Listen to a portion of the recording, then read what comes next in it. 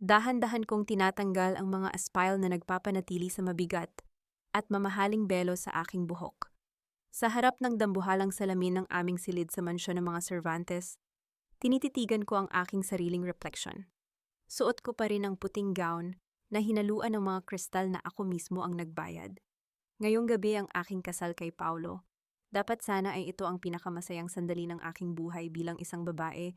Ang gabi kung kailan ang lahat ng aking pagsisikap sa negosyo ay magbubunga ng isang pamilyang matatawag kong akin. Ngunit sa gitna ng katahimikan ng silid isang mahinang bulong ang nagmula sa kabilang panig ng pintuan ng aking home office, nakadikit lamang ng aming kwarto. Ang pinto ay hindi lapat, at ang boses na narinig ko ay kasing talas ng isang labahan na humihiwa sa aking katinuan. Huwag kang mainip, Renato. Ang boses ni Doña Esperanza, ang aking biyenan, ay tila isang ahas na dahan-dahang gumagapang sa aking pandinig.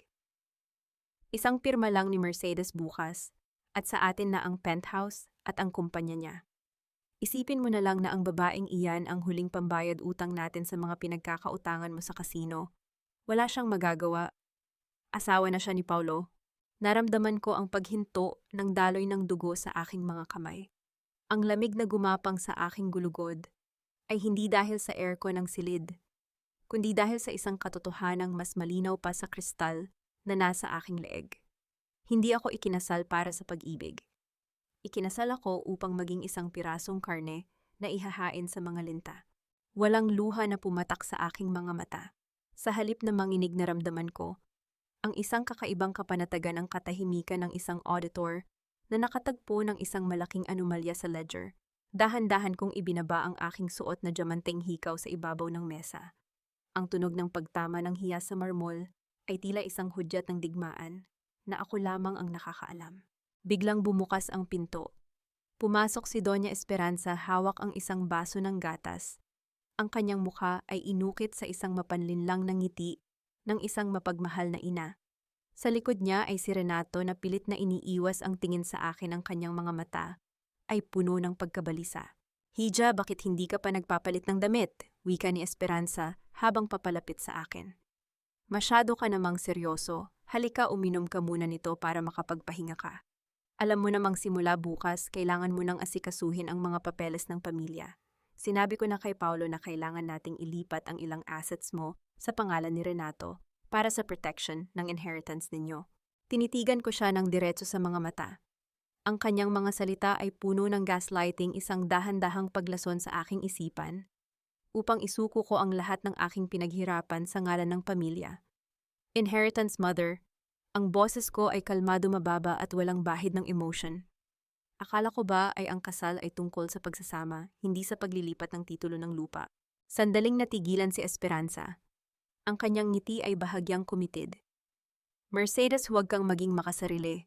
Pamilya na tayo ngayon. Ang utang ni Renato ay utang na rin ng pamilya Cervantes. At dahil asawa ka na ni Paulo, tungkulin mong isalba ang dangal ng apelidong suot mo ngayon." "Dangal o sugal, mother?" muling tanong ko.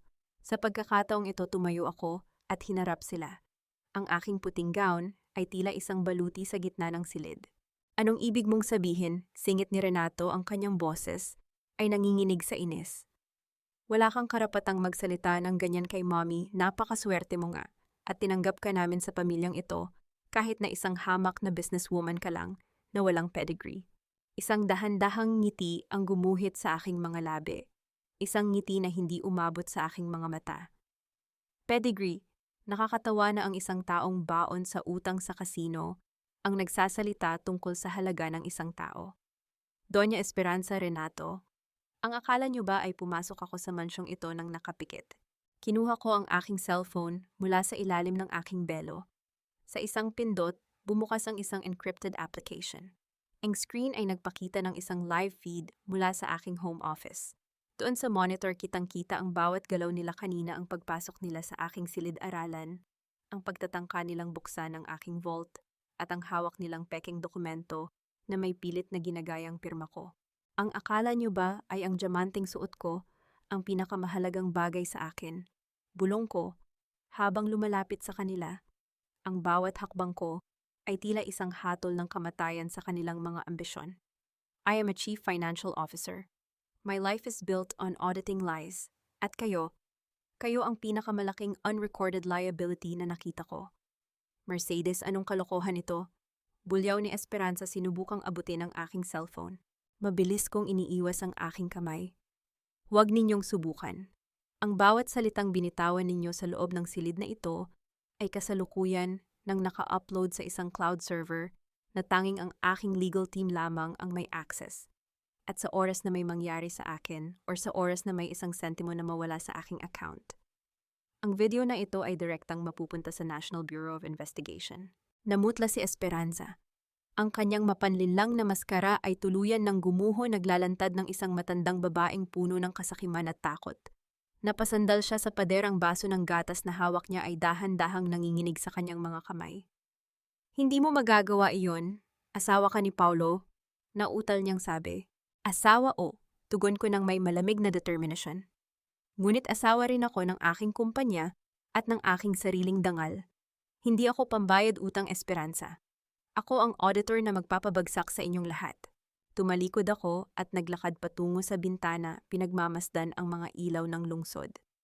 Sa aking isipan, wala nang puwang para sa sakit. Ang Mercedes na nagmahal kay Paulo ay namatay na sa sandaling narinig ko ang kanilang plano. Ang Mercedes na nakatayo ngayon ay isang babaeng handang sunugin ang buong mundo ng mga Cervantes upang protektahan ang kanyang sarili. Nasaan si Paulo, tanong ko nang hindi lumilingon. Nasa ibaba siya, nakikipag-usap sa mga bisita, sagot ni Renato, na tila nawalan na ng lakas. Mabuti, ame, sabi ko. Dahil sa susunod na aakyat siya rito, sisiguraduhin kong ang sasalubong sa kanya ay hindi ang kanyang asawa, kundi ang isang babaeng wawasak sa bawat pangarap ninyong makuha ang yaman ko. Mabilis akong lumapit sa aking laptop at pinindot ang enter. Isang utos ang ipinadala ko sa aking bank manager. Ang lahat ng joint accounts na binuksan ko para sa aming honeymoon ay automatikong na-freeze. Ang aking penthouse, isang security protocol, ang na-activate upang walang sino man ang makapasok nang wala ang aking biometrics. Hinarap ko silang muli. Maaari na kayong lumabas. At Esperanza, huwag mo nang subukang gamitin ang iyong heart condition para manipulahin ako. In-audit ko na rin ang medical records mo. Alam kong wala kang sakit sa puso. Ang meron ka lang ay isang maduming konsensya. Nang lumabas sila ng silid na tila mga basang sisiw, naramdaman ko ang pag-vibrate ng aking relo. Isang notification mula sa aking security camera sa office. Naramdaman ko ang mabilis na tibok ng aking puso nang makita ang imahe sa screen. Naroon si Esperanza pabalik sa aking office, hawak ang isang bagay na nagpakilabot sa akin. Ito ay ang original na dry seal ng aking kumpanya na akala ko ay nakatago ng maayos. At sa tabi niya isang figura ang dahan-dahang lumabas mula sa anino. Si Paulo, ang aking asawa. May hawak siyang panulat at isang folder na may tatak ng bangko. Ang kanyang mukha ay walang bakas ng pag-aalinlangan habang tinititigan ang aking dry seal. Ang huling kuta ng aking tiwala ay gumuho sa isang iglap. Hindi lang si Esperanza at Renato ang kalaban. Ang lalaking pinangakuan ko ng buhay sa harap ng altar, siya ang mismong hahawak ng kutsilyong sasaksak sa aking likuran. Dahan-dahan kong isinara ang aking mga mata at huminga ng malalim. Ang laban ay kararating pa lamang sa pinakamapanganib na bahagi. Nanatili akong nakatayo sa dilim ng pasilyo, pinagmamasdan ng asul na liwanag mula sa screen ng aking relo. Ang bawat tibok ng aking puso ay tila isang mabilis na pagpindot sa calculator, nagbibilang nag-o-audit at naghahanap ng balanse sa gitna ng kataksilan. Ang silid-aralan na dati ay itinuturing kong santuwaryo ay naging pugad na ng mga linta. Dahan-dahan kong pinihit ang doorknob.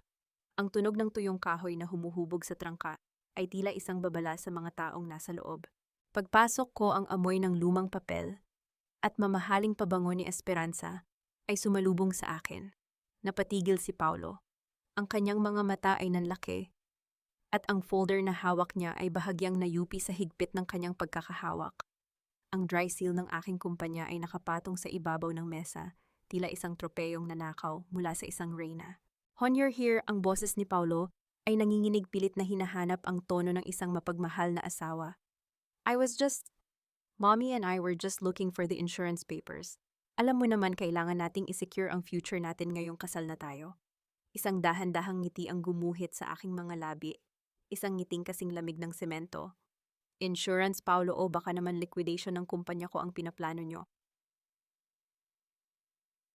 Mabilis na sumingit si Doña Esperanza, hinawakan niya ang kanyang dibdib, at huminga ng malalim ang kanyang paboritong estilo ng pag-arte. Mercedes, hiha, huwag mong pag-isipan ng masama ang asawa mo. Gusto lang namin siguraduhin na hindi mapupunta sa kung sino ang mga pinaghirapan mo. Renato is in trouble, yes, but we are family now. Ang sa iyo ay sa amin na rin. Ang sa akin ay sa akin lamang, Esperanza. Malamig kong sagot. Humakbang ako palapit kay Paulo. Ang kislap ng aking wedding ring ay tila nanunuya sa akin. At ikaw, Paulo, gaano katagal mo na itong ginagawa? Ang pagpapanggap na mahal mo ako habang dahan-dahan mong ninanakaw ang bawat piraso ng aking pagkatao. Hon, listen to me, pakiusap ni Paulo, hinawakan niya ang aking balikat. I love you, pero kailangan ko ring protektahan ang pamilya ko. Si Renato, papatayin siya ng mga pinagkakautangan niya kung hindi natin mababayaran ang utang niya bukas. Isang mortgage lang naman ito, mababawi natin ang pera sa susunod na quarter. Tiningnan ko ang mga kamay ni Paulo sa aking balikat. Ang haplos na dati ay nagbibigay sa akin ng init ay tila naging laso na gumagapang sa aking balat. Sa loob ng aking isipan, tinapos ko na ang huling pahina ng aming pagsasama. Ang pag-ibig ay isang bad investment na kailangan ko nang i-write off. Sige, bulong ko na nagpatahimik sa kanilang lahat. Ibibigay ko ang pirma ko. Nakita ko ang mabilis na kislap ng tagumpay sa mga mata ni Esperanza.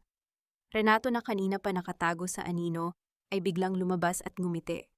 Paulo naman ay huminga ng malalim, tila nabunutan ng tinik. Akala nila ay nanalo na sila. Akala nila ay bumigay na ang matatag na si Mercedes Cervantes dahil sa pag-ibig. Kinuha ko ang folder at dahan-dahang binuksan ang mga dokumento. Habang hinihintay nila ang aking panulat, hindi nila alam na ang aking kanang kamay ay may hawak na maliit na sticker, isang microscopic RFID tag na may tracking code na itinago ko sa ilalim ng aking kuko.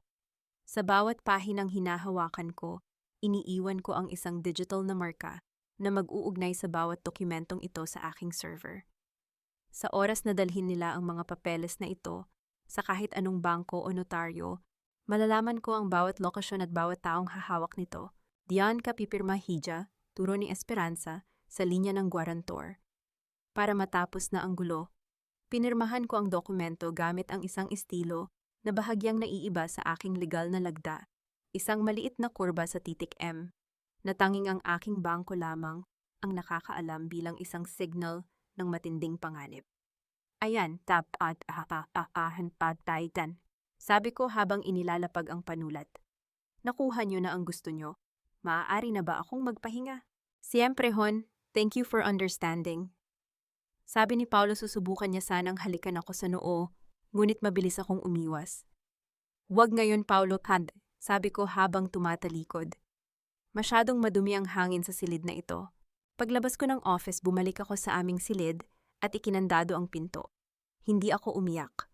Sa halip, kinuha ko ang aking laptop at pinanood ang monitor. Nakita ko sa camera sina Esperanza at Renato na nagtatawanan habang hawak ang mga papeles. Nakita ko si Paulo na nakaupo sa silya, tila nalilito ngunit nananatiling tahimik. Ang kanyang pananahimik ang pinakamasakit na ingay na narinig ko sa buong buhay ko. Eksaktong 1:00 ng madaling araw nang mag-vibrate ang aking cellphone sa ilalim ng unan. Hindi ito notification mula sa aking mga camera. Ito ay isang anonymous text message mula sa isang encrypted number. Naramdaman ko ang pagtindig ng aking balahibo nang basahin ang mga salitang nakasulat sa screen. Huwag kang titingin sa likod, Mercedes. Ang abogada mong si Veronica ay kasalukuyang nasa sala ng mga Cervantes. Hawak niya ang orihinal na kopya ng iyong trust fund agreement. Binenta ka na niya. Napatingin ako sa pintuan ng aking silid. Narinig ko ang mahinang tunog ng mga yabag sa pasilyo, mabibigat, kalkulado at palapit ng palapit. Ang aking matalik na kaibigan, ang babaeng nakakaalam ng lahat ng aking sikreto, ay ang huling pako sa aking kabaong. Dahan-dahan kong kinuha ang aking diamanteng letter opener sa side table.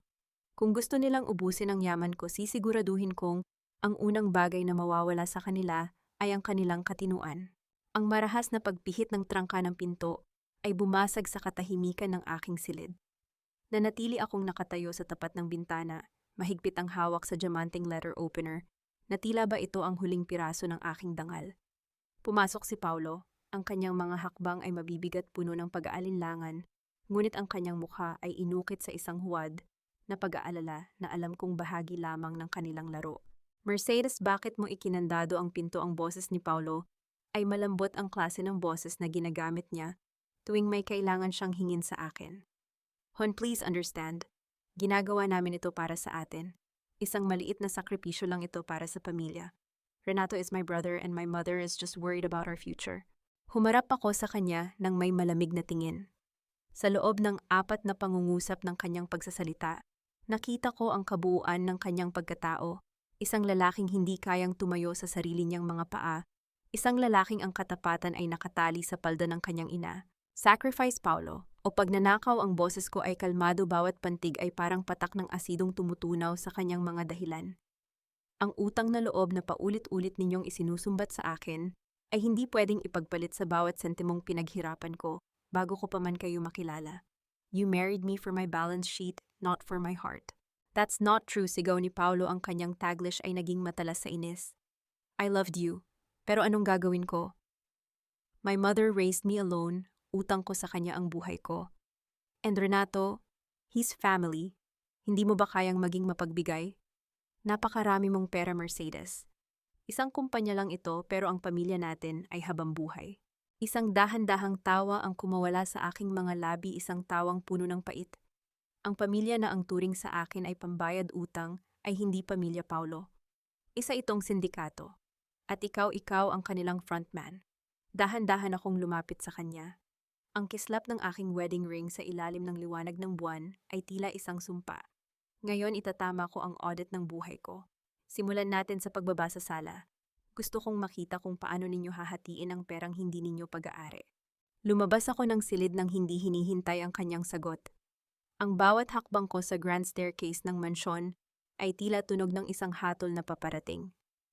Mula sa itaas, naririnig ko ang tawanan mula sa sala. Ang bango ng mamahaling alak ay humahalo sa baho ng kanilang mga plano. Pagdating ko sa huling baitang napatigil ang lahat. Naroon si Doña Esperanza nakaupo sa kanyang trono na tila isang reyna. Hawak ang isang baso ng champagne. Sa tabi niya ay si Renato, abala sa pagtingin sa mga dokumentong pinirmahan ko kanina. Ngunit ang nagpatigil sa takbo ng aking mundo ay ang babaeng nakaupo sa tapat nila. Si Veronica, ang aking matalik na kaibigan. Ang abogadang pinagkatiwalaan ko ng aking trust fund at ng bawat legal na butas ng aking kumpanya. Nakasuot siya ng isang eleganteng itim na terno at sa kanyang harapan ay nakalatag ang isang makapal na folder na may gintong selyo, ang aking original trust fund agreement. Mercedes, you're just in time. Wika ni Veronica, ang kanyang boses ay walang bakas ng hiya, puno ng isang nakakairitang kumpiyansa. I was just explaining to Doña Esperanza kung paano natin dahan-dahang ililiquidate ang mga assets mo nang hindi agad napapansin ng board. Don't look at me like that, Mercedes. This is just business. Ang pamilya Cervantes ay may mas malalim na connection sa akin kaysa sa inaasahan mo. Anong connection, Veronica, tanong ko habang dahan-dahang lumalapit sa kanila. Ang lamig sa aking dibdib ay tuluyan ng naging yelo. Veronica is a Cervantes by blood, Mercedes, singit ni Esperanza. Ang kanyang ngiti ay puno ng kamandag. Siya ang anak ng pumanaw na asawa ng aking kapatid. We've been planning this for years. Akala mo ba ay nagkataon lang na siya ang naging abogado mo? We placed her there. We groomed you to be the perfect cow to be milked for our debts. Naramdaman ko ang paghinto ng pintig ng aking puso. Ang bawat tulong, bawat payo, at bawat gabing pinagkatiwalaan ko si Veronica ay bahagi lamang ng isang mahabang pagsasadula. Ang aking matalik na kaibigan ay ang siyang nagtanim ng mga mitsa na ngayon ay handa ng pasabugin ang aking buhay. Isang malaking pagkakamali ang ginawa niyo, bulong ko. Ang boses ko ay mababa ngunit puno ng awtoridad na nagpatahimik sa kanilang tawanan. Dahil nakalimutan niyo kung sino ang kinakalaban niyo. Really, pang uuyam ni Renato habang itataas ang folder. Hawak na namin ang trust fund mo. Isang tawag lang ni Veronica sa bangko at ang lahat ng accounts mo ay maililipat na sa amin. You have nothing left, Mercedes. You're just a wife in a house that we now own. Tumingin ako kay Veronica. Nakita ko ang isang mabilis na kislap ng takot sa kanyang mga mata nang mapansin niyang hindi ako nanginginig. Dahan-dahan kong kinuha ang aking cellphone mula sa bulsa ng aking robe. Audit is not just about checking what's there, Veronica, sabi ko. Habang pinipindot ang isang command sa screen. It's also about checking the traps that were set for the thieves. Biglang tumunog ang telepono ni Esperanza. Ang kanyang mukha ay biglang namutla nang makita ang caller ID. Sa kabilang banda, ang main monitor sa sala ay biglang bumukas ng kusa nagpapakita ng isang live map na may mga pulang tuldok na kumukurap sa bawat lokasyon ng kanilang mga tagong ari-arian. Ngunit bago pa man ako makapagsalita muli, isang malakas na tunog ng pagbasag ng baso ang nanggaling sa likuran ko. Si Paulo, hawak niya ang kanyang cellphone at ang kanyang mukha ay puno ng purong katatakutan. Mommy, Renato, tumakas na kayo na utal na wika ni Paulo. Ang mga creditors, ang mga pinagkakautangan ni Renato, pumasok na sila sa gate. At ang sabi nila, binenta na ni Mercedes ang lahat ng utang natin sa kanila. Napatayo si Esperanza, ang kanyang champagne ay natapon sa kanyang mamahaling terno. Isang matinding panginginig ang bumalot sa buong sala nang marinig ang marahas na pagkalampag sa pangunahing pinto ng mansyon. Tumingin ako kay Veronica, isang matalim na ngiti ang gumuhit sa aking mga labi. The debt has been called, Veronica, at sisiguraduhin kong kayo ang unang magbabayad. Ang marahas na pagkalampag sa dambuhalang pintong nara ng mansyon ay yumanig sa buong pundasyon ng gusali, tila ba pati ang mga pader ay natatakot sa galit ng mga taong nasa labas. Sa loob ng sala, ang bango ng mamahaling kandila ay tuluyan ng nalunod sa lansa ng takot. Nakita ko ang dahan-dahang pag-atras ni Renato patungo sa likod ni Esperanza, habang si Paulo ay nakatayo sa gitna, nanginginig ang mga kamay at hindi malaman kung sino ang lalapitan. Mercedes, anong ginawa mo? Ang boses ni Veronica ay naging matinis. Nawala ang kanyang professional na pakitang tao. Selling their debt to third-party creditors. That's insane. Nilalagay mo sa panganib ang buhay ng pamilyang ito. Tinitigan ko siya ng diretso sa mga mata. Isang hakbang ang ginawa ko palapit sa kanya, bawat tunog ng aking tsinelas sa marmol ay tila isang hatol. Pamilya Veronica, let's audit your vocabulary. Ang pamilyang tinutukoy mo ay ang mga taong nagnakaw sa akin sa sarili kong gabi ng kasal. At ikaw, ang abogadang pinagkatiwalaan ko ng aking buhay, ay isa palang Trojan horse na pinatira ko sa aking bakuran. You don't understand, Mercedes, depensa ni Veronica, pilit na inaayos ang kanyang nag-ulong buhok. Ang pamilya Cervantes ay may utang sa mga magulang ko. I am just collecting the interest. Ang trust fund mo, it was never meant to stay with you. It's a Cervantes asset now. Mabilis na kumilos si Veronica. Hinablot niya ang hard drive na nakasaksak sa aking laptop sa ibabaw ng coffee table, ang drive na naglalaman ng lahat ng ebidensya ng forgery na ginawa ni na Esperanza at Renato. Veronica, ibalik mo yan. Sigaw ni Paulo, susubukan niyang humakbang, ngunit isang matalim na tingin mula kay Esperanza ang nagpatigil sa kanya. Hayaan mo siya, Paulo. Hiyaw ni Esperanza na ngayon ay nakatayo na at tila nakalimutan na ang kanyang kunwari ay masakit na dibdib. Veronica is doing what you are too weak to do. Mercedes, you think you are so smart. Ngayong wala na sa iyo ang ebidensya, anong laban mo?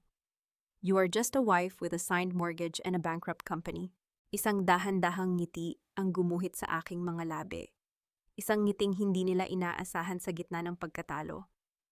Veronica, you are a great lawyer but you are a terrible auditor. Ang akala mo ba ay ang drive na iyan ang tanging kopya ko? You just stole a decoy.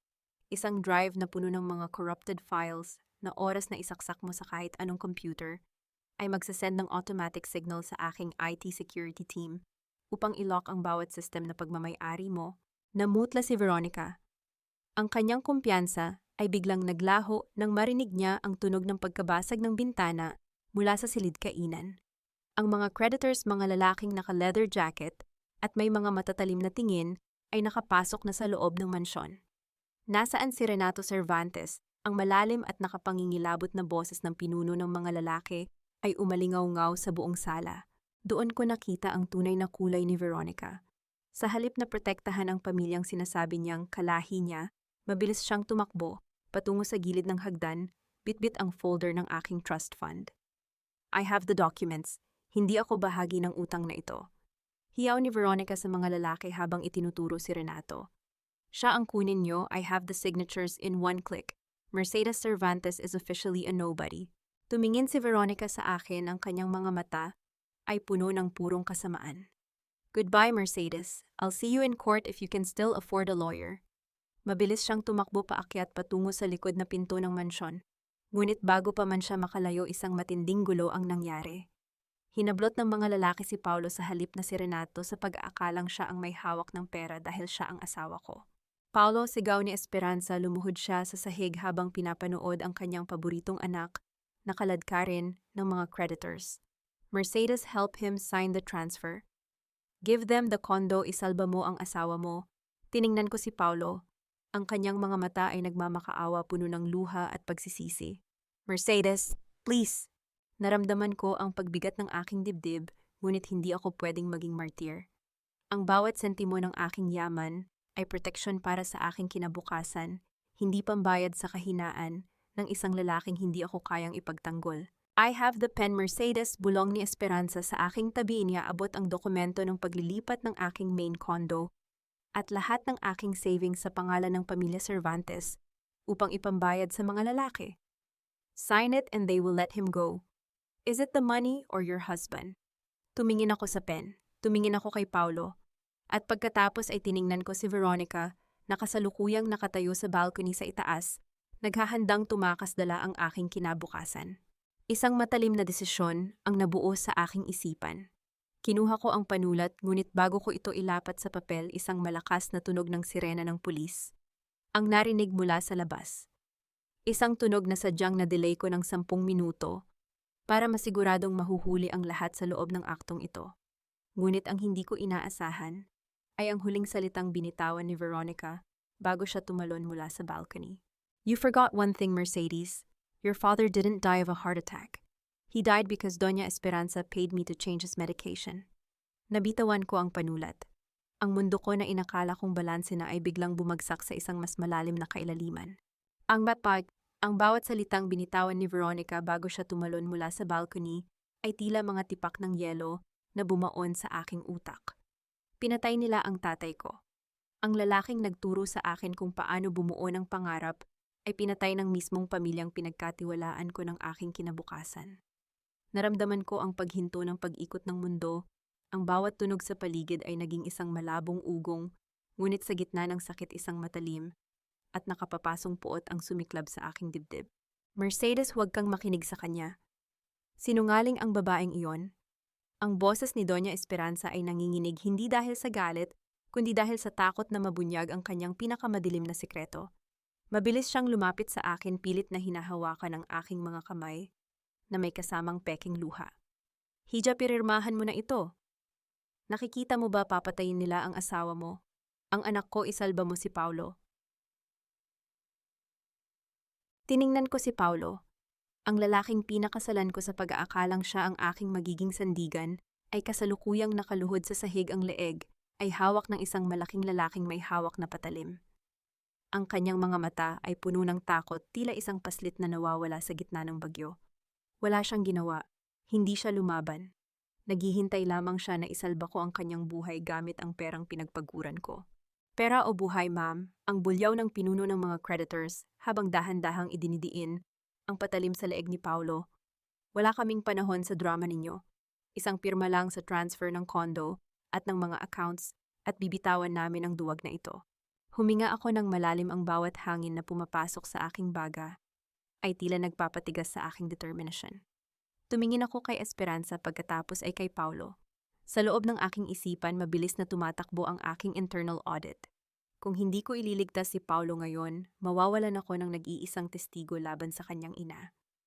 Kailangan ko siyang manatiling buhay, hindi dahil sa pag-ibig, kundi dahil siya ang magiging pako sa kabaong ni Esperanza. Ibibigay ko ang gusto nyo, malamig kong wika. Walang panginginig sa aking tinig, tila ba nag-uutos lamang ako ng kape sa isang restaurant. Kinuha ko ang panulat. Sa ilalim ng mapanuring mata ni na Esperanza at Renato, inilapat ko ang aking lagda sa bawat pahina ng dokumento. Ang paglilipat ng aking pinakamahalagang penthouse, ang aking personal savings, at ang control sa aking pangunahing kumpanya, lahat ay itinaya ko sa isang pirasong papel. Nakita ko ang mabilis na kislap ng tagumpay sa mga mata ni Esperanza. Isang dahan-dahang ngiti ang gumuhit sa kanyang labi habang nakatingin sa mga dokumento. Sa isip niya siya na ang reyna. Sa isip niya nakuha na niya ang lahat. Ngunit ang hindi niya alam ang panulat na ginamit ko ay may lamang tinta na sadyang ginawa para sa mga high-security contracts. Ang bawat pirma ko ay nag-iwan ng isang microscopic chemical trace na oras na mascan ng system ng aking bangko ay magti-trigger ng Trust Fund Breach Protocol. Inabot ko ang folder sa pinuno ng mga creditors. Nariyan na ang lahat, bitawan niyo siya. Marahas na itinulak ng lalaki si Paulo patungo sa akin. Sinalo ko ang aking asawa ngunit wala akong naramdamang kahit anong init sa kanyang katawan. Ang tanging nararamdaman ko ay ang lansa ng kanyang kahinaan. Mercedes, thank you. I'm so sorry, bulong ni Paulo habang nakakapit sa aking terno. Hindi ko siya sinagot. Sa halip tumingin ako sa orasan sa dingding. Eksaktong 3 minuto na ang nakalilipas simula nang pirmahan ko ang dokumento. Ang aking digital security system ay kasalukuyan nang nagpapadala ng emergency signal sa National Bureau of Investigation. Biglang tumunog ang cellphone ni Esperanza. Ang kanyang mukha ay biglang namutla nang mabasa ang notification mula sa bangko. Anong ibig sabihin nito? Nauutal na sabi ni Esperanza. The transfer is pending under investigation for suspected fraud and extortion. Tumingin ako sa kanya nang diretso ang aking mga mata ay tila 2 punyal na handang pumatay. Did you really think it would be that easy? Mother Ang, akala niyo ba ay ibibigay ko ang buhay ko sa inyo nang ganoon lang? Sa sandaling iyon, ang tunog ng malakas na pagpreno ng mga sasakyan sa labas ay umalingaw-aw.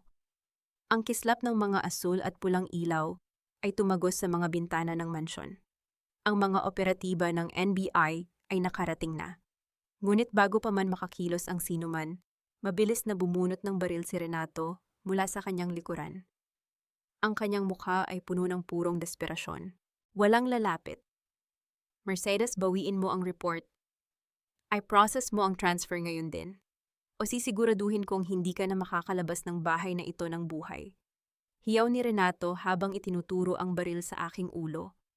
Naramdaman ko ang paghigpit ng hawak ni Paulo sa akin ngunit hindi siya humarang sa harap ko. Sa halip ginamit niya ako bilang panangga. Isang matalim na tawa ang kumawala sa aking mga labi. Pumutok ka, Renato.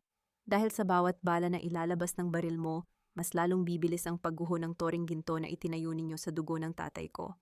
Ang bawat segundo ng katahimikan sa loob ng sala ay tila isang mitsa na dahan-dahang nauubos bago ang isang malaking pagsabog.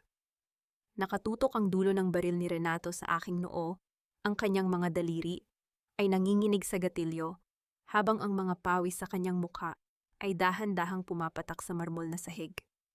Sa likuran ko naramdaman ko ang panginginig ng buong katawan ni Paulo. Ang kanyang mahigpit na pagkakahawak sa aking baywang ay hindi isang yakap ng proteksyon, kundi isang desperadong pagkapit ng isang taong ginagawa akong panangga sa kamatayan. Renato, ibaba mo ang baril, isipin mo ang pamilya natin. Ang boses ni Esperanza ay naging matinis puno ng purong takot habang nakatingin sa labas ng bintana kung saan naghihintay ang mga operatiba ng NBI. Pamilya, anong pamilya ang ititira niyo sa akin, Mommy? Hiyaw ni Renato, ang kanyang Taglish ay tila isang basag na salamin. Everything is locked. Ang lahat ng accounts ni Mercedes na inakala nating atin na hindi natin ma-access. We are trapped. At ang babaeng ito, siya ang may gawa ng lahat. Tinitigan ko si Renato nang may isang nakakapasong lamig. Isang dahan-dahang hakbang ang ginawa ko palapit sa kanya, hindi alintana ang panganib. Ang bawat tibok ng aking puso ay tila isang kalkuladong nota sa isang audit report. Pumutok ka, Renato, boss. Hamon ko, ang aking boses ay patag at walang kahit anong panginginig. Dahil sa oras na lumabas ang bala sa baril mo, hindi na lang corporate fraud ang haharapin ninyo. It will be murder. At sa ilalim ng Trust Fund Protocol na ini-activate ko kanina, ang bawat sentimo na kinuha ninyo ay automatikong mapupunta sa isang bounty fund para sa inyong ikadarakip. You are literally holding a weapon that costs more than your life. Mercedes, please don't provoke him. Bulong ni Paulo sa aking likuran. Ang kanyang boses ay tila isang naghihingalong pusa. Ngumiti ako ng mapait. Paulo, bitawan mo ako. You were never meant to be a hero, but at least have the dignity to stand on your own. Marahas kong iwinaksi ang mga kamay ni Paulo at humarap ng tuluyan kay Renato. Sa sandaling iyon, ang tunog ng pagring ng telepono ni Esperanza ay muling bumasag sa tensyon. Sinagot niya ito nang nanginginig ang mga kamay. Hello, yes, this is Doña Esperanza, wika ng matanda. Ngunit sa isang iglap ang kanyang mukha ay naging kasing puti ng papel. Ano ang bank manager suspendido? Ang lahat ng transfer investigative audit for money laundering. Audit the facts, mother, malamig kong wika. Habang hindi inaalis ang tingin kay Renato. Ang lahat ng pinirmahan ko kanina ay mga honeypot accounts. Sadyang idinisenyo ang mga iyon para sa mga magnanakaw na katulad ninyo. The moment the digital signature was applied, the system flagged it as an involuntary transfer. You didn't steal my company, you just walked into a digital prison. Naramdaman ni Renato ang kawalan ng pag-asa. Ang kanyang baril ay dahan-dahang bumababa ang kanyang muka. Ay larawan ng isang taong tuluyan nang nawalan ng balanse. Ngunit bago pa man siya makapagsalita muli ang marahas na tunog, nang pagkabasag ng pangunahing pinto ng mansyon ay umalingaw-ngaw. NB, ay huwag kayong lilingon ibaba ang mga armas. Ang mga operatiba ay mabilis na pumasok ang kanilang mga flashlight, ay tila mga kidlat na tumatama sa bawat sulok ng sala. Nakita ko ang mabilis na pagdapa ni Renato sa sahig ang baril ay gumulong palayo sa kanya. Si Esperanza naman ay napaupo sa kanyang trono yakap ang kanyang mga perlas, na tila ba maililigtas siya nito mula sa rehas.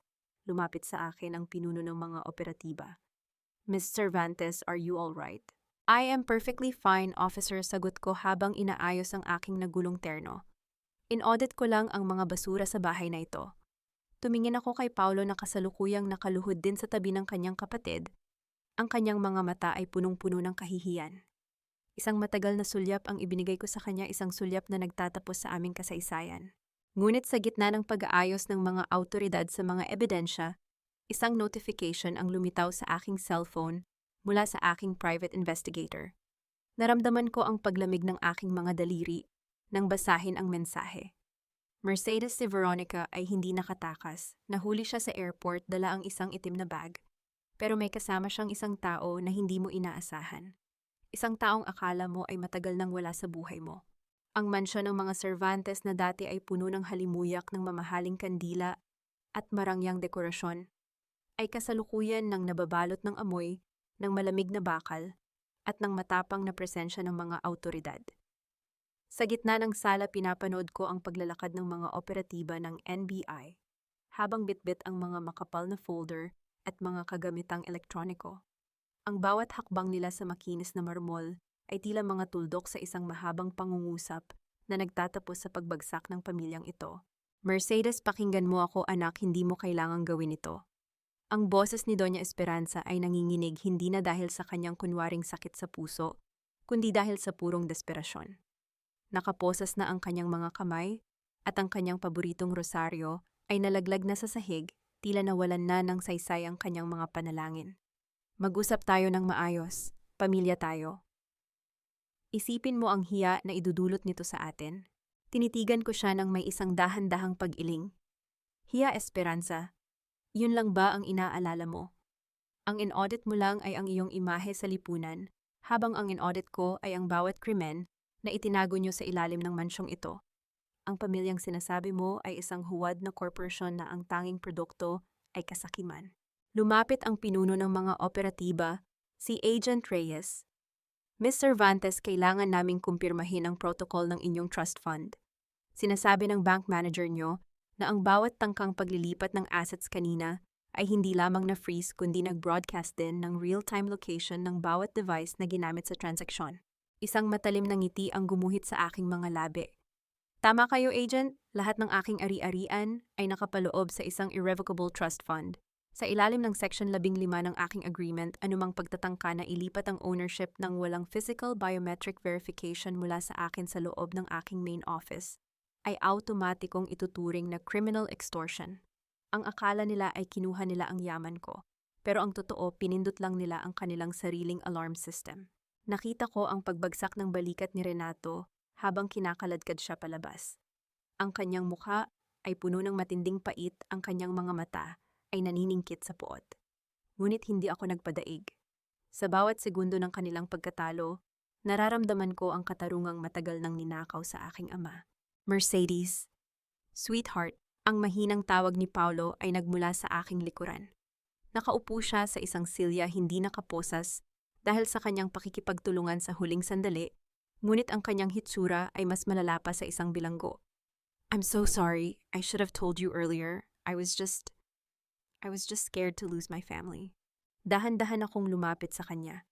Hinawakan ko ang kanyang kamay sa huling pagkakataon, ngunit walang init na dumaloy sa aking balat. Dahan-dahan kong hinugot ang aking wedding ring mula sa aking daliri at inilapag ito sa kanyang palad. Scared to lose your family but you weren't scared to lose me, Paulo. Bulong ko ang aking boses ay kasing lamig ng semento sa labas. In-audit ko na ang puso mo at ang nakita ko ay isang bankrupt na paninindigan. Ang utang na loob mo sa iyong ina ay naging isang tanikala na sumakal sa ating pagsasama. Tapos na ang account natin. Tumalikod ako at naglakad patungo sa pinto, hindi pinansin ang kanyang mahinang paghikbi. Ngunit bago ako makalabas, mabilis na lumapit si Agent Reyes na may hawak na cellphone.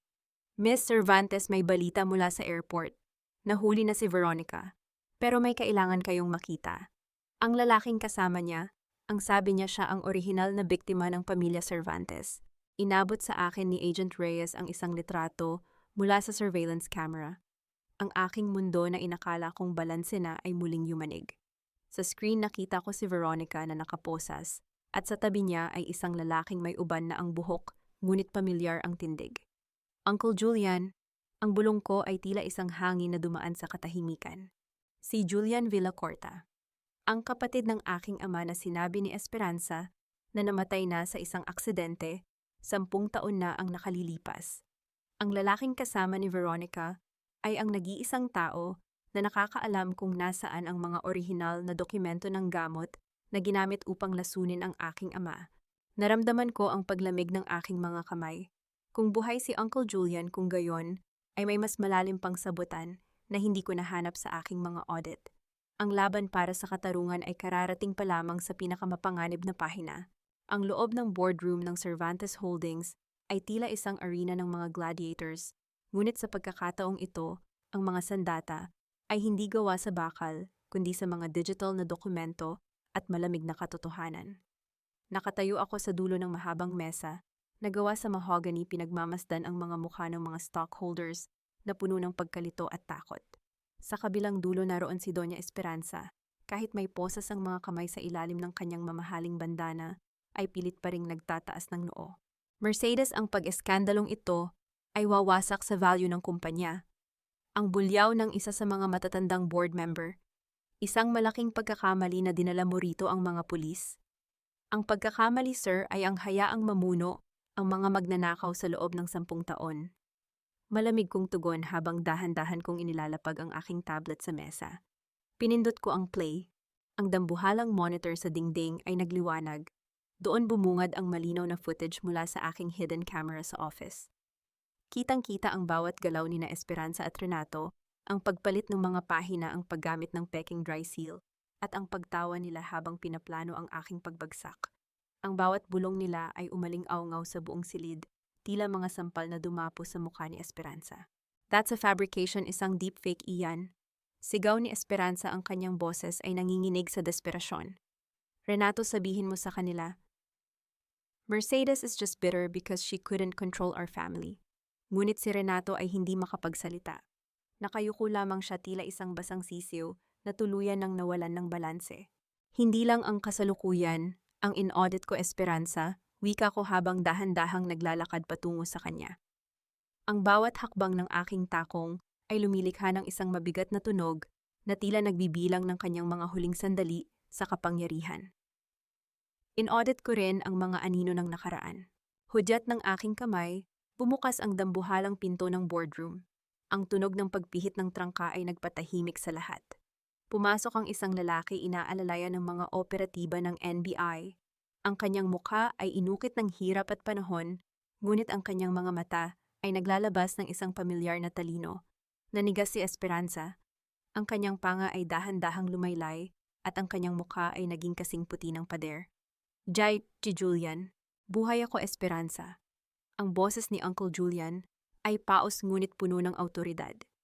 10 taon akong itinago ni Veronica sa isang pasilidad sa probinsya. Binabayaran mo para manatili akong tuliro sa mga gamot. Pero nakalimutan niyo yata na isang Villacorta ako. Hindi kami madaling mabura. Inilapag ni Uncle Julian ang isang luma at kupas na notebook sa mesa. Narito ang orihinal na formula ng gamot na ninakaw ninyo sa kapatid ko, sa tatay ni Mercedes. Narito ang mga pirma ninyo sa mga dokumentong nagpapatunay na ang Cervantes Miracle Drug ay isang malaking pagnanakaw mula sa aming pamilya. Ang mga stockholders ay nagsimulang mag-ingay. Ang toreng ginto na itinayo ni Esperanza sa loob ng mahabang panahon ay dahan-dahan nang gumuguho sa harap ng kanilang mga mata. Ang bawat piraso ng kanyang prestihiyo ay naglalaho na parang usok. Everything you have. Esperanza, this building your name maging ang hininga mo sa lipunang ito ay utang mo sa pamilya ko. Bulong ko sa kanyang tenga habang ang mga pulis ay nagsisimula ng kaladkarin si Renato palabas. At ngayong araw sisingiling kita ng may interes. Magsisisi ka, Mercedes. Hiyaw ni Esperanza habang pilit siyang itinatayo ng mga operatiba. Veronica will not let this slide. She has the original deeds. She will burn your empire to the ground. Ngumiti ako ng matalim. Veronica is busy answering questions at the headquarters, mother. Ang akala niyo ba ay kakampi niyo siya? Veronica is the one who tipped off the creditors about Renato's debt. Ginamit niya kayo para makuha ang tiwala ko at ginamit niya ako para makuha ang yaman ninyo. She's the ultimate double agent. Ngunit sa gitna ng aking tagumpay, mabilis na lumapit sa akin ang aking assistant, si Tin.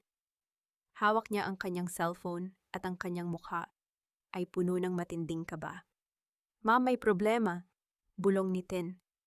Si Veronica, hindi siya dinala sa headquarters. Nakatakas siya habang inililipat ng sasakyan. At ang huling signal ng kanyang cellphone, papunta ito sa storage facility kung nasaan ang mga labi ng inyong ama. Naramdaman ko ang paghinto ng pagtibok ng aking puso. Ang huling ebidensyang kailangan ko para mapatunayan ang paglason sa aking ama ay nasa loob ng pasilidad na iyon. Isang mitya na lamang ang kailangan at ang lahat ng katotohanang pilit kong kinalap ay magiging abo na. Hindi ako nag-atubili. Mabilis kong tinalikuran ang nagkakagulong mga stockholders at tinahak ang pasilyo patungo sa parking lot. Ang bawat tibok ng aking puso ay tila isang mabilis na countdown. Kung masusunog ni Veronica ang mga forensic samples na nakatago sa storage facility, ang hustisya para sa aking ama ay habang buhay na mababaon sa abo. Isang malakas na tunog ng pagpaharurot ng gulong ang umalingaw-ngaw sa tahimik na basement habang pinasibad ko ang aking sasakyan. Mercedes, wait, sasama ako. Ang boses ni Paulo ay narinig ko mula sa labas, ngunit hindi ko siya hinintay. Narating ko ang storage facility sa loob ng 15 minuto. Ang amoy ng lumang bakal at alikabok ay sumalubong sa akin pagbaba ko ng kotse. Madilim ang paligid, ang tanging liwanag ay ang mula sa buwan na tumatagos sa mga rehas na bintana. Nakita ko ang nakabukas na gate at ang isang pamilyar na itim na sedan na nakaparada sa tapat ng Unit 400 at 2 ang unit kung nasaan ang mga labi at mahahalagang ebidensya ng pamilya Villacorta. Dahan-dahan akong pumasok, ang hawak kong flashlight ay tila isang espada ng liwanag sa gitna ng kadiliman. Doon sa dulo ng pasilyo, nakita ko si Veronica. Hawak niya ang isang bote ng gasolina at isang lighter. Ang kanyang mukha ay wala ng bahid ng kagandahan, tila isang demonyong nasusukol sa kanto. Huwag kang lalapit, Mercedes. Hiyaw ni Veronica, ang kanyang taglish ay puno ng desperasyon. Isang click lang nito at magiging abo ang lahat. You will never prove that your father was murdered. Magiging heart attack lang ang alaala niya habang buhay. Veronica, stop. Ano bang ginagawa mo? Isang boses ang nanggaling sa aking likuran. Si Paulo. Humahangos siya, ang kanyang mukha ay punong-puno ng pawis at luha. Napatigil si Veronica. Isang mapait na tawa ang kumawala sa kanyang mga labi. Paulo, look at your wife, sinasira niya ang pamilya niyo. At ikaw wala kang ginagawa kundi panoorin siyang ubusin ang yaman ng mommy mo. Biglang tumunog ang cellphone mo ni Paulo. Naka-loudspeaker ito. Ang tinig ni Doña Esperanza na kasalukuyan, nang nasa kustodya ng pulisya, ay umalingaw-ngaw sa buong pasilidad. Ang kanyang boses ay tila isang dahan-dahang pag-iyak na puno ng manipulasyon. Paulo, anak, tulungan mo si Veronica. Ang hikbi ni Esperanza ay tila isang kutsilyong pilit na hinihiwa ang puso ni Paulo. Isalba mo ang pamilya natin. Sabihin mo sa kanila na si Mercedes ang nag-utos na palitan ang gamot ng tatay niya para makuha ang mana. Paulo, utang mo sa akin ang buhay mo. Huwag mo akong hayaang mabulok sa kulungan. Tumingin ako kay Paulo. Ito ang huling audit ng aming pagsasama. Sa gitna ng dilim nakita ko ang dahan-dahang pagbabago sa kanyang mga mata. Naramdaman ko ang tensyon, ang bigat ng utang na loob, na tila isang dambuhalang pader na namamagitan sa aming dalawa. Paulo, mahina kong tawag ang aking boses, ay kalmado ngunit puno ng kapangyarihan. Ang katotohanan ay walang utang na loob sa kanino man. Ang audit ay laging nagtatapos sa balanse. At ang balanse ng pamilya mo ay puno ng dugo. It's time to choose. Are you a Cervantes who hides and lies, or are you the man I thought I married? Isang matagal na katahimikan ang namagitan. Tanging ang mabilis na paghinga ni Veronica at ang mahinang pagpindot ng lighter ang naririnig. Dahan-dahang humakbang si Paulo patungo kay Veronica. Inasahan ko ang pinakamalala na kukunin niya ang lighter at itutuloy ang plano ng kanyang ina. Ngunit napatigil ang lahat nang kumuha si Paulo ng isang maliit na recorder mula sa kanyang bulsa at inihagis ito sa paanan ko. I am sorry, Mommy. Ang boses ni Paulo ay gumuho sa pait, ngunit nanatiling matatag ang kanyang tindig. Pero hindi ko na kayang sikmurain ang bawat gabi na naririnig ko, ang mga sigaw ng konsensya ko. Mercedes, nandyan ang lahat. Ang bawat pag-uusap nila ni Veronica sa mansyon, ang bawat utos ng pagpapalit ng gamot ni Papa Julian. I recorded everything since I suspected them months ago. Trade or tot? Hiyaw ni Veronica habang susubukan niyang sindihan ang gasolina. Bago pa man siya makakilos, mabilis na sumugod si Paulo at hinablot ang kanyang braso. Ang bote ng gasolina ay nalaglag sa semento, lumilikha ng isang basang marka na amoy kamatayan, ngunit ang apoy ay hindi sumiklab. Kasabay nito ang tunog ng mabibigat na yabag ng mga operatiba ng NBI na pumasok sa pasilidad ay pumuno sa katahimikan. Veronica Cervantes, you are under arrest for arson, extortion, and attempted murder. Ang bulyaw ng mga pulis ay tila isang kampana ng tagumpay. Pinanood ko ang pagkapit ng malamig na posas sa mga kamay ni Veronica. Tumingin siya sa akin, ang kanyang mga mata ay nanlilisik sa puot. Ngunit hindi ako kumibo. Isang dahan-dahang paghinga ang pinakawalan ko. Ang audit ay malapit nang matapos. Lumapit si Paulo sa akin, ang kanyang mga kamay ay nanginginig. Mercedes, is it enough? Can we start over now? Tinitigan ko siya ng matagal. Nakita ko ang lalaking mahal ko at ang lalaking hinayaan akong masaktan ng napakatagal. Sa loob ng aking isipan, dahan-dahan kong binubura ang huling entry ng aming kasal. Wala kang utang na loob. Sinira mo ang pamilya natin. Ang hiyaw ni Esperanza mula sa cellphone ni Paulo na nalaglag sa sahig ay nagpatuloy, tila isang sumpa na ayaw matapos. Ngunit bago ako makasagot kay Paulo, isang operatiba ang lumapit sa akin at iniabot ang isang itim na ledger na nakuha sa bag ni Veronica. Nang buksan ko ang huling pahina, nakita ko ang isang pangalang hindi ko inaasahan. Isang pangalang magbubukas ng isang panibagong pinto na hindi ko kailanman inakalang umiiral. Ang amoy ng pormalina at lumang kahoy sa loob ng bulwagan ng katarungan ay tila isang malamig na yakap na nagpapatigas sa aking paninindigan. Nakaupo ako sa unahan, ang aking likod ay tuwid, at ang aking mga kamay ay payapang nakapatong sa aking hita. Sa loob ng silid na ito, ang bawat bulong ay nagiging alingawngaw, at ang bawat titig ay tila isang matalim na pagsusuri sa isang malaking audit ng buhay. Sa kabilang panig nakita ko si Doña Esperanza. Wala na ang kanyang marangyang terno, pinalitan ito ng isang simpleng barong na puti na tila ba ang kawalan ng kulay ay makakapaghugas sa kanyang mga kasalanan. Sa tabi niya ay si Renato na tila tuluyan nang nilamon ng kanyang sariling anino. Ngunit ang pinakamalayong distansya ay ang namamagitan sa amin ni Paulo. Nakaupo siya sa likuran ko bilang isang testigo, ang lalaking nagbigay ng huling ebidensya upang ibaon ang sarili niyang ina. Tumayo ang hukom. Ang tunog ng kanyang pag-upo ay tila isang kampana na nagpatahimik sa buong mundo. Inilahad ng piskal ang huling resulta ng financial audit na isinagawa ko, kasama ang mga recording ni Paulo at ang itim na ledger na nakuha kay Veronica. Sa ilalim ng mga ebidensyang ipinakita, ang malalim na boses ng hukom ay pumuno sa katahimikan. Napatunayan ng korte na ang akusadong si Veronica Cervantes ay nagkasala ng disbarment, falsification of documents at attempted arson. Doña Esperanza Cervantes at Renato Cervantes ay napatunayang nagkasala ng grand fraud at extortion. Narinig ko ang mahinang paghikbi ni Esperanza. Sinubukan niyang hawakan ang kanyang dibdib, ang kanyang huling sandata ng manipulasyon. Ngunit wala nang tumayo upang alalayan siya. Ang kanyang heart condition ay naging isa na lamang unrecorded entry na wala nang halaga sa mata ng batas. Hinatulan ang mga akusado ng habambuhay na pagkabilanggo ng walang piyansa.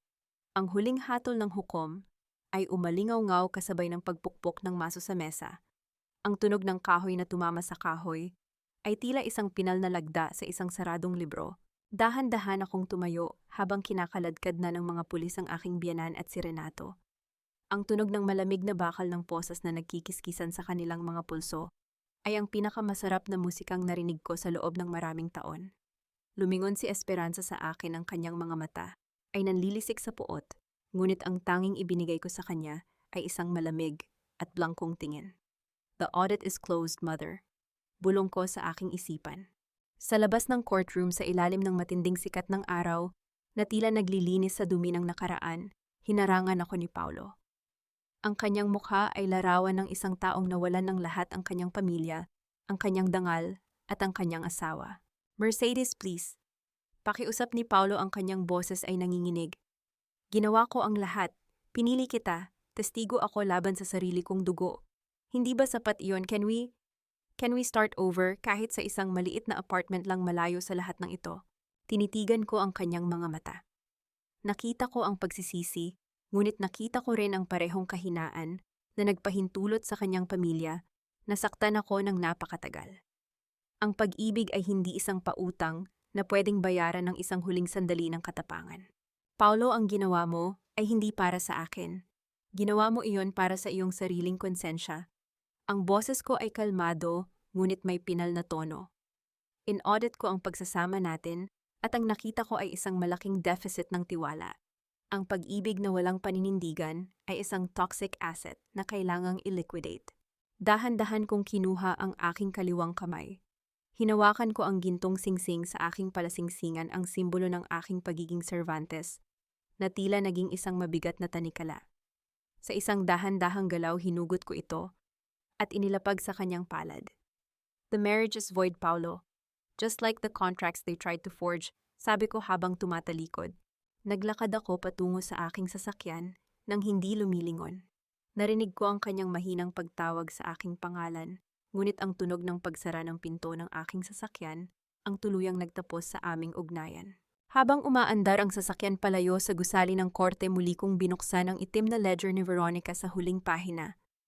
Ang pangalang nakasulat doon, Don Victorio Villacorta, ay patuloy na naglalaro sa aking isipan. Ang aking lolo. Ang lalaking sinabi ng aking ama na ipinagkanulo niya, ngunit ayon sa ledger na ito, ay ang siyang lihim na nag-set up ng irrevocable trust fund para sa akin bago pa man siya mamatay. Ang pamilya ko ay may itinatagong yaman na mas malaki pa sa Cervantes Holdings, isang yamang sadyang inilaan. Para sa sandaling ako ay matutong lumaban. Naramdaman ko ang paglamig ng aking mga kamay habang binabasa ang address ng isang lihim na vault sa Switzerland na nakasulat sa ilalim ng kanyang pangalan. Ang audit ng aking nakaraan ay kararating pa lamang sa pinakamahalagang pahina at sisiguraduhin kong ang bawat lihim ay mababayaran ng buo. Ang dating mansyon ng mga Cervantes na punong-puno ng huwad na karangyaan ay isa na lamang ngayong unrecorded asset na kailangan kong i-dispose. Nakatayo ako sa gitna ng sala, pinagmamasdan ng mga tauhan na naglalabas ng mga huling muebles.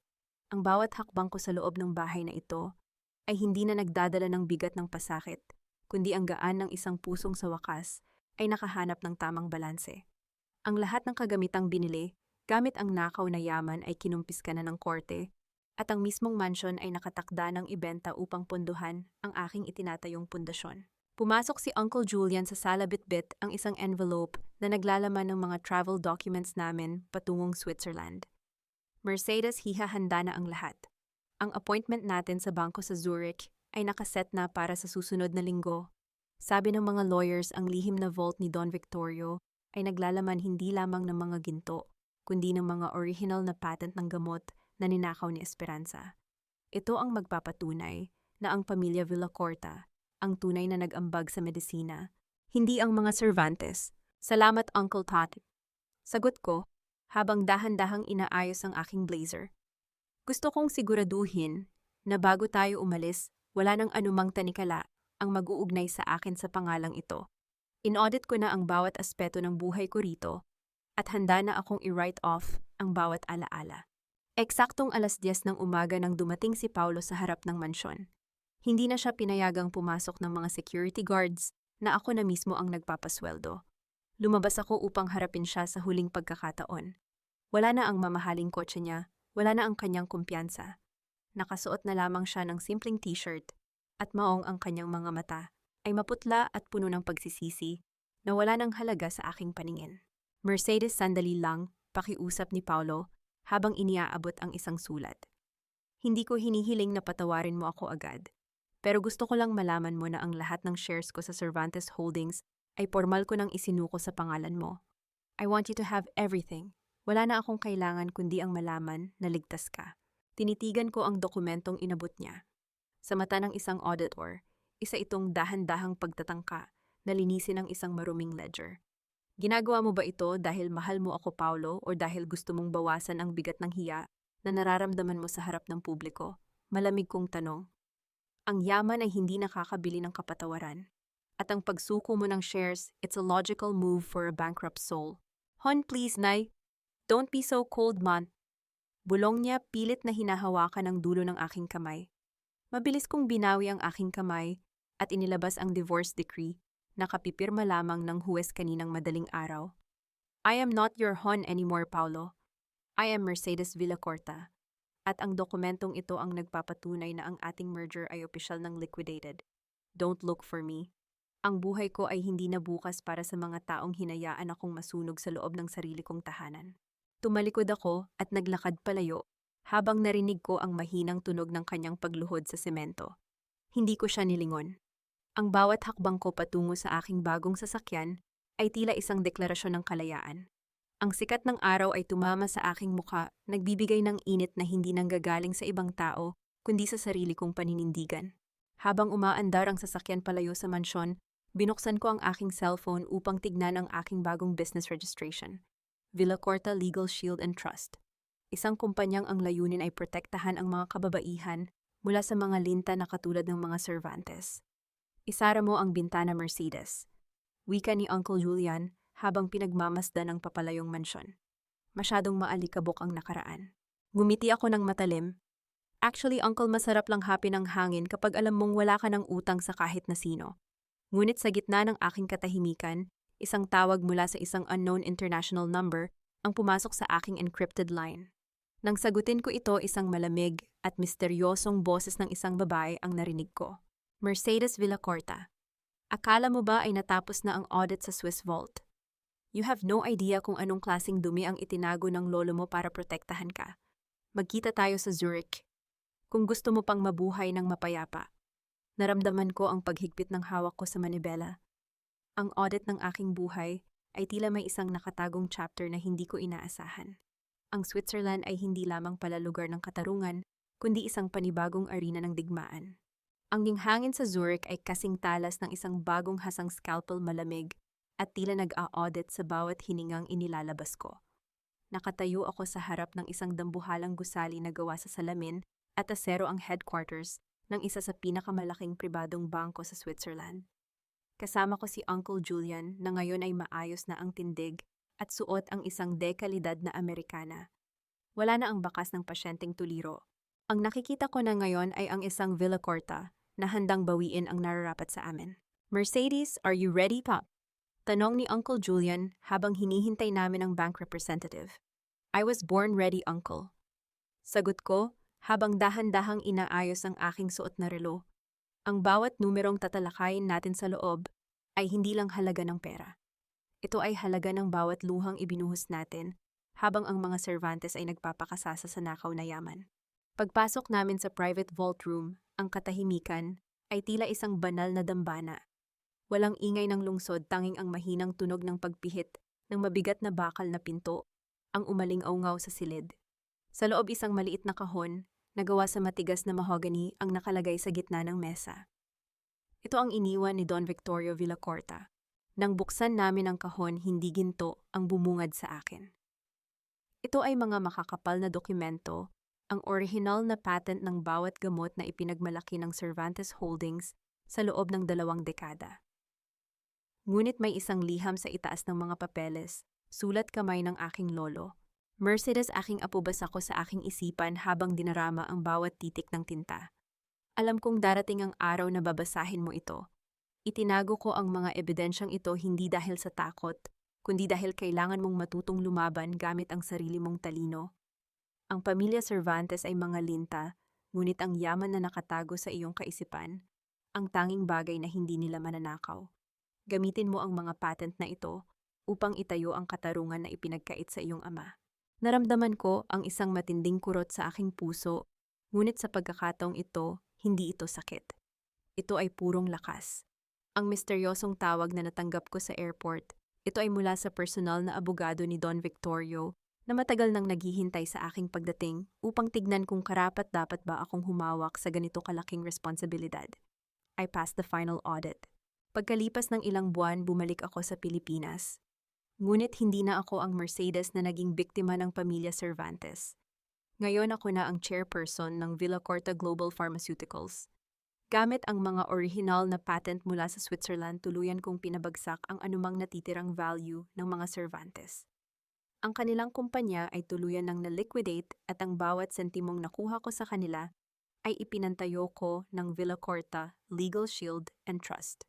Isang hapon habang naglalakad ako palabas ng aking bagong penthouse office, napansin ko ang isang balita sa telebisyon sa lobby. Ipinakita ang paglilipat kina Doña Esperanza at Renato patungo sa National Penitentiary. Wala na ang kanilang mga mamahaling terno, pinalitan na ito ng orange na uniforme. Ang mukha ni Esperanza ay puno ng pait, habang si Renato ay tila isang aninong nawala na sa katinuan. Hindi ako tumigil upang panoorin sila. Ang buhay ko ay wala ng puwang para sa kanilang drama. Nagpatuloy ako sa paglalakad patungo sa aking sasakyan, kung saan naghihintay ang aking driver. Ang tunog ng aking mga takong sa makinis na sahig ay tila isang pinal na deklarasyon, ang audit ay sarado na. Ang balanse ay perpekto. Habang umaandar ang sasakyan sa gitna ng traffic sa Makati, binuksan ko ang bintana upang damhin ang hanging dala ng tagumpay. Wala na ang tanikala ng utang na loob. Wala na ang laso ng peking pag-ibig. Ang tanging naririnig ko na lamang ay ang tibok ng aking sariling puso, matatag, lohikal at higit sa lahat malaya. Tiningnan ko ang abot tanaw kung saan ang araw ay dahan-dahang lumulubog, nagbibigay ng kulay ginto sa bawat gusali. Ngumiti ako ng tipid. Ang buhay ay hindi isang sugal kung alam mo kung paano basahin ang mga numero. At sa huling audit ng aking kasaysayan, ako ang lumabas na may pinakamataas na tubo, ang aking sariling dangal. 5 taon na ang mabilis na lumipas mula nang gumuho ang huwad na tore ng mga Cervantes. Nakatayo ako ngayon sa dulo ng aking opisina sa itaas na palapag ng Villacorta Global, pinagmamasdan ang mga sasakyang tila maliliit na langgam sa lansangan ng Makati. Ang aking paligid ay hindi na nababalot ng lason ng pagkukunwari. Ang bango ng sariwang kape at ang amoy ng mga bagong limbag na dokumento ang pumuno sa aking santuwaryo. Maraming nagtatanong sa akin, Mercedes, napatawad mo na ba sila? Ang pagpapatawad ay isang salitang madalas gamitin ng mga taong hindi pa nakakaranas ng matinding pagtataksil. Para sa akin, ang audit ng aking puso ay tapos na. Hindi ko kailangang magtanim ng galit upang mabuhay, ngunit hindi ko rin kailangang kalimutan ang mga aral na itinuro ng sakit. Ang tunay na patawad ay ang desisyong hindi nahayaan ng kanilang mga anino na gambalain ang aking paningin. Sila ay mga bad debts na matagal ko nang na-write off sa aking sistema. Isang hapon habang lulan ako ng aking sasakyan, patungo sa isang dinner meeting, dumaan kami sa isang mataong kanto malapit sa simbahan ng Quiapo. Dahil sa bagal ng daloy ng trapiko, napatingin ako sa labas ng bintana. Doon sa gilid ng kalsada nakita ko ang isang matandang babaeng nakasuot ng kupas at butas-butas na bestida. May dala siyang basket ng kakanin, pilit na iniaalok ito sa mga dumadaang sasakyan sa ilalim ng nakatirik na araw. Si Esperanza. Wala na ang kanyang mga perlas. Wala na ang kanyang mga diamanteng hikaw. Ang kanyang balat na dati ay punong-puno ng mamahaling cream ay kasalukuyan ng sunog sa init at puno ng kulubot ng hirap. Nang tumingin siya sa direksyon ng aking sasakyan, nakita ko ang kawalan ng kinang sa kanyang mga mata. Hindi niya ako nakikila sa likod ng madilim na salamin ng aking kotse. Driver, pakibaba ang bintana, utos ko sa isang mahinahong tinig. Nang bumukas ang bintana, naramdaman ko ang init ng singaw mula sa kalsada. Lumapit si Esperanza, umaasang makakabenta. Ma'am, bili na po kayo ng kakanin. Masarap po ito, bagong luto. Tinitigan ko siya. Walang galit na namuo sa aking dibdib. Walang pagnanais na saktan siya o ipamukha ang kanyang kalagayan. Ang nakita ko na lamang ay isang unrecorded entry na wala ng halaga sa aking ledger. I'll take everything in your basket. Sabi ko habang iniaabot ang isang makapal na bundle ng pera na sapat na upang hindi na niya kailangang magtinda sa loob ng isang buwan. Diyos ko, ma'am, maraming salamat po. Napakabuti niyo pong tao. Ang nanginginig niyang pasasalamat ay tila isang malabong alingawngaw. Huwag kayong magpasalamat sa akin. Sagot ko ng may tipid ng ngiti. Isipin niyo na lang na ito ang huling interes ng utang na hindi niyo kailanman nabayaran. Isinara ko ang bintana bago pa man siya makasagot. Habang umaandar ang sasakyan palayo, nakita ko sa rearview mirror ang kanyang pagkakatayo na katulala at nalilito habang hawak ang perang ibinigay ko. Hindi ko sinabi ang aking pangalan. Hindi ko kailangan ang kanyang pagkilala. Ang katarungan ay sapat na ang makita siyang namumuhay sa mundong pilit niyang ipinagkait sa akin. Nabalitaan ko rin na si Paolo ay lumabas na ng rehabilitasyon kamakailan. Nagtatrabaho siya ngayon bilang isang clerk sa isang maliit na opisina sa probinsya. Minsan siyang nagpadala ng sulat, humihingi ng pagkakataong makipag-usap, ngunit hindi ko ito binuksan. In-audit ko na ang aming pagsasama noon pa man at ang resulta ay palaging zero balance. Wala na kaming dapat pag-usapan dahil ang bawat salita ay naisulat na sa dokumento ng aming paghihiwalay. Pagbalik ko sa opisina, sinalubong ako ni Uncle Julian. Siya na ang tumatayong tagapayo ng Villa Corta Legal Shield. Mercedes Hija may bagong kliyente sa baba. Isang babaeng tila nawawalan na ng pag-asa dahil sa pagnanakaw ng kanyang biyenan sa kanyang mana. Inayos ko ang aking blazer at kinuha ang aking itim na folder. Ang bawat hakbang ko sa makinis na sahig ay may tunog ng kasiguraduhan. Papanunubin mo siya, Uncle A. Sabi ko ng may matatag na tinig. Sabihin mo sa kanya nandito na ang auditor. At sisiguraduhin nating sa dulo ng araw na ito, ang bawat sentimong ninakaw sa kanya ay maibabalik ng may kasamang dangal. Ang buhay ay isang mahabang serya ng mga transaksyon. May mga panahong tayo ay nalulugi at may mga panahong tayo ay nadadaya. Ngunit sa dulo ng bawat kabanata, ang tanging mahalaga ay ang marating ang puntong ikaw na ang may hawak ng ballpen para isulat ang iyong sariling tadhana. Tumingin ako sa huling pagkakataon sa abot-tanaw kung saan ang araw ay dahan-dahang lumulubog, nagbibigay ng kulay ginto sa bawat gusali.